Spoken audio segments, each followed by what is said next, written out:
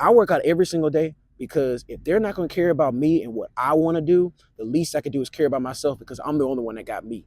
That's why I work out every single day. Don't mind me. I just finished lifting weights. But today's episode is going to be about why do I go to the gym? And coincidentally, I just finished going to the gym. And the only reason I got to say that is because like, something kind of alarmed me because I asked myself and people ask me, why is it you go to the gym every single day? I try to go like 5, bare minimum, like 5 if I could, 6 times a week. Because sometimes my body's just like, I can't do it. But people ask like, why do you do it? Why do I actively do something every single day? And what people don't understand that, yeah, me, I'm one of those people who like do obsessively do crazy workouts. Like I do things that most people would probably never even think about doing. Just workouts that are just like, obnoxious. That's why I call myself an obnoxiously fit guy. But people don't realize that lifting weights and being fit is just a confidence, not even a confidence booster. It's a confidence thing within yourself and towards other people. It is the litmus test of, should I be able to take this person serious? And that's from the outside in. And within yourself, it makes you appreciate everything outside. Because if you're really fit, and I'm not talking about just like average fit, but if you're really fit, you know how much dedication it takes to get to that point.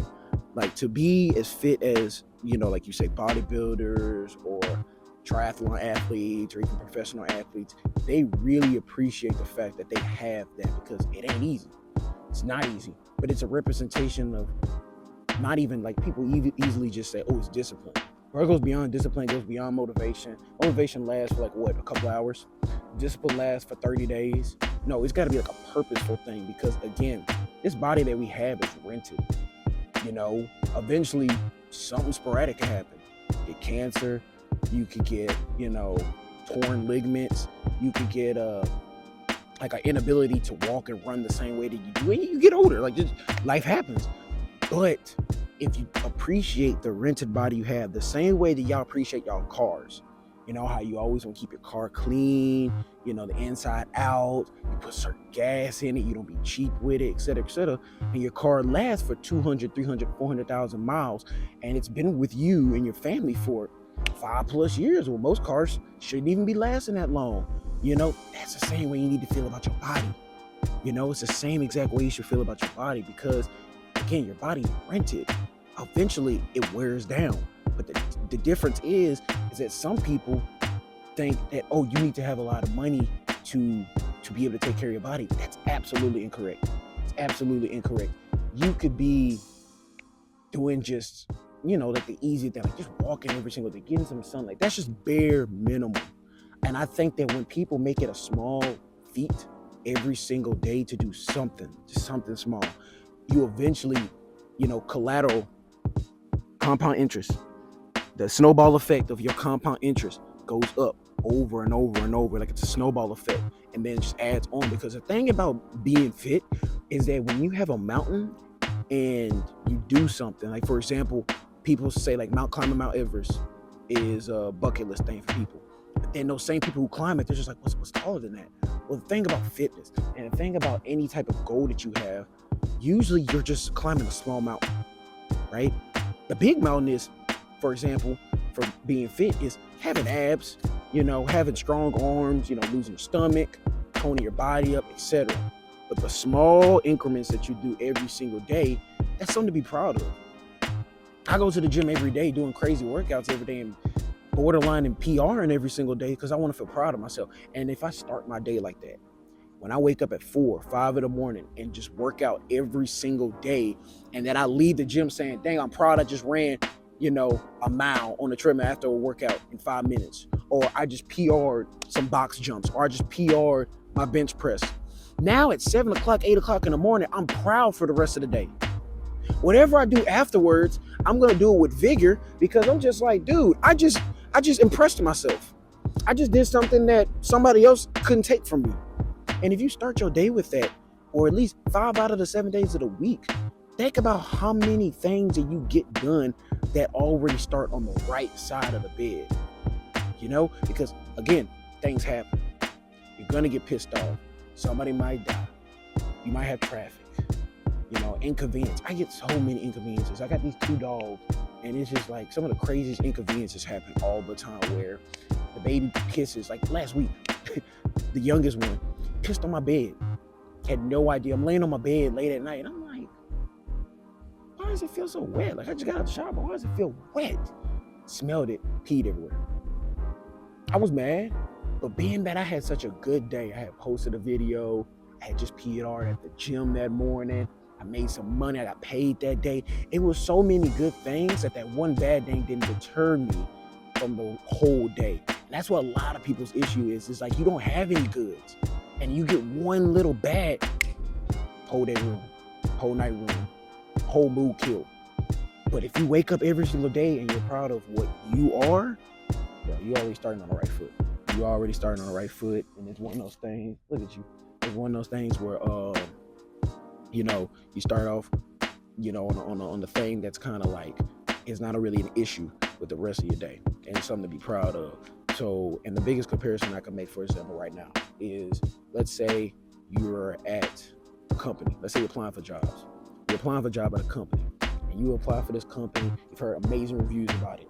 You like the CEO, you like the boss, you like everything about the company, right? So you're applying for this company, and like, oh, we really like you. We need to come into the office, and we're gonna have our last interview. You one-on-one. You're hyped. You went to 2-3 rounds. Everything about the company is like, okay, yeah, I work here. Cool. I like the people. You go to the company, and when you go to the company, you step inside, and you got mold on the wall. You got food left over. People sleeping on the job.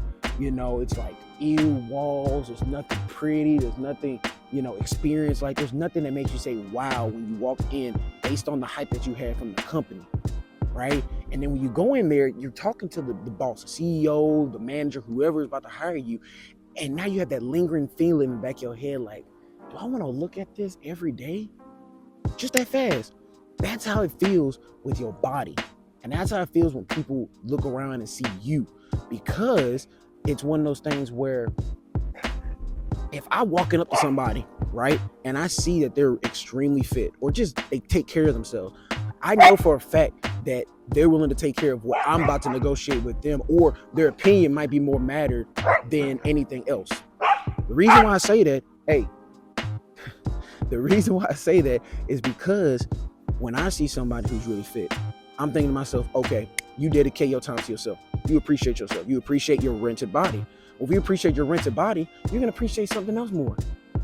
You ever thought about that? Like again, back with that business model, how could I say this business truly appreciates itself if you're willing to work your, workers to death, or work them overtime, bust their behind? Yeah, you pay them, cool. But I guarantee you, they want to leave just as fast as they want to come in and make that money. As soon as they clock in, clock out, boom, they out of there. They don't want to linger any no longer. And I've worked at companies that have amazing indoors, Christmas parties and stuff like that, because it just looks amazing. I've also heard stories from people who are like, they wouldn't work at a company strictly because it just looks that bad.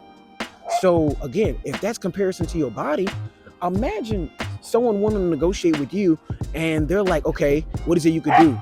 You're telling them, hey, cállate. Come here. Come here, Ashley. Come here, boy.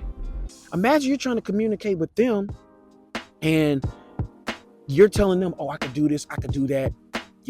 I could code, I could market, I could speak multiple languages, I could do all these things.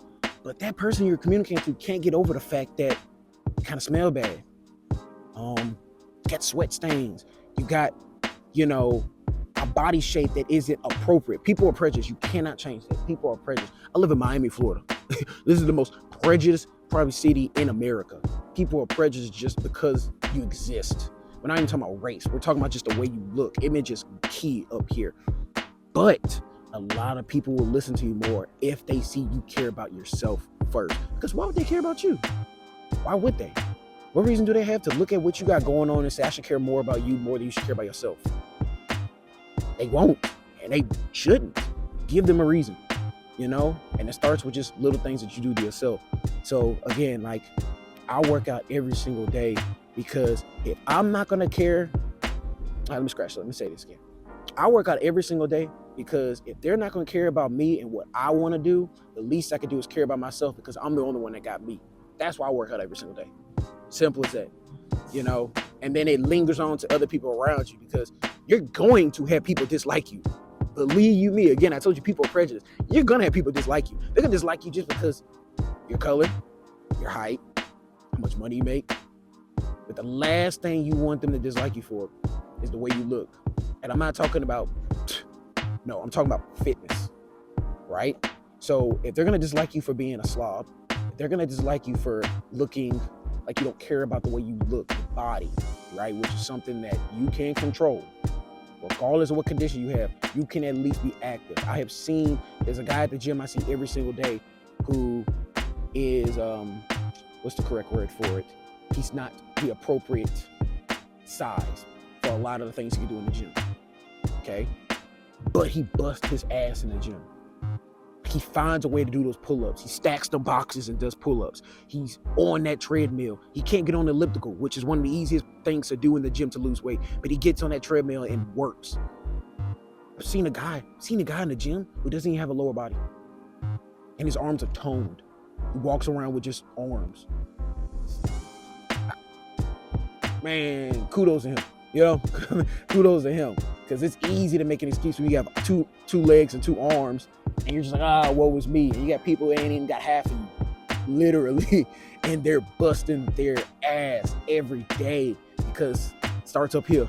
If you win every morning or every day with a win, bro, you're more likely to do some, amazing things.